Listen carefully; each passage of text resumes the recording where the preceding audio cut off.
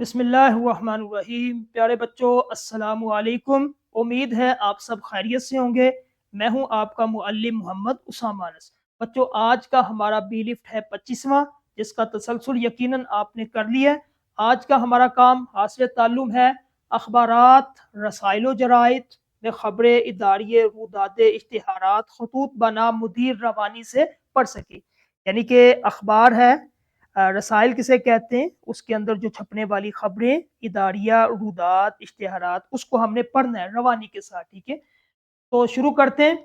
سب سے پہلے یہ جو اخبار کے مختلف حصے ہوتے ہیں، کلاس کے اندر جو ٹیچر حضرات ہیں وہ ایک اخبار لیں، جب یہ آپ نے پڑھانا ہے بی لفٹ، ٹھیک ہے، اخبار منگوائیں اور اس کے اندر بچوں کو بتلائیں کہ اس کے اندر کون کون سی خبریں جو ہے نا چھپتی ہے، اداریہ کہاں ہوتا ہے، کالم کہاں ہوتا ہے، کالم کسے کہتے ہیں، اسی طرح رودات جو ہے اس کے بارے میں بتلائیں، ٹھیک ہے۔ یہ ایک اخبار کے کتنے حصے ہوتے ہیں، ٹھیک ہے، یعنی کہ وہ جو اشتہار والا حصہ کون سا ہے، اداریہ والا حصہ کون سا ہے، کالم جسے کہتے ہیں، ٹھیک ہے۔ اسی طرح خبر جو شاہ سرخی، یہ مین ہیڈنگ جو ہے اس کو، یہ پورے اخبار کے متعلق یہ رسائل، پھر ایک کوئی رسائل، ٹھیک ہے، کوئی رسالہ، اس کے بارے میں بچوں کو بتلانا، یہ عملی سرگرمی۔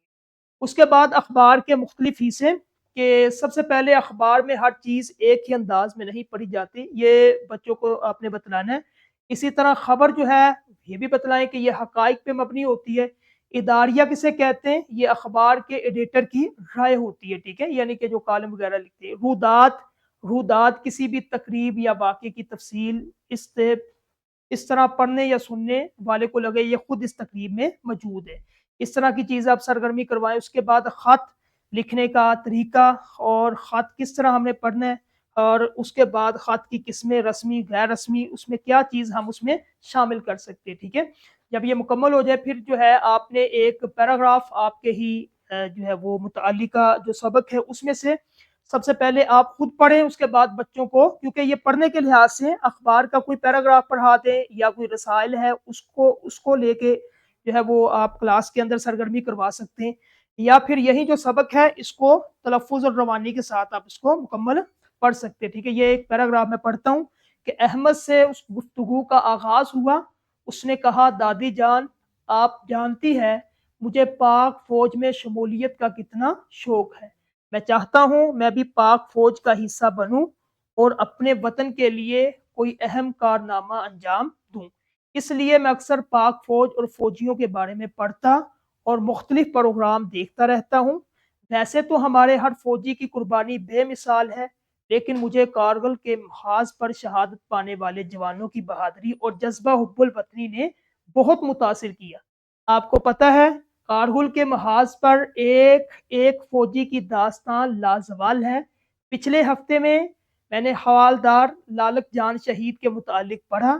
ان کی زندگی، فوج میں شمولیت اور جذبہ شہادت کے متعلق جاننے کے لیے انٹرنیٹ کی مدد سے کئی ویڈیوز دیکھی۔ میں آپ کو ان کے متعلق بتاتا ہوں۔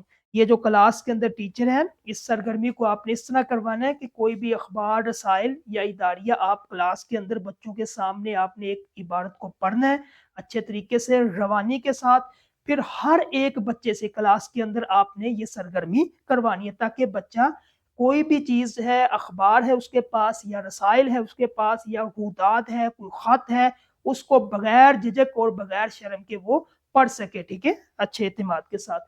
اس کے بعد یہ تدریسی جانچ، جو مشکل الفاظ کے معنی ہے، سوالات بھی ہے، آپ نے اس کو یہ کسی اخبار، رسالے یا جریدے سے آپ نے حوالدار لالک جان شہید کے حوالے سے کوئی مضمون یا کالم روانی سے پڑھ کر جماعت میں سنائیں، ٹھیک ہے، یہ ٹیچر کرے گا۔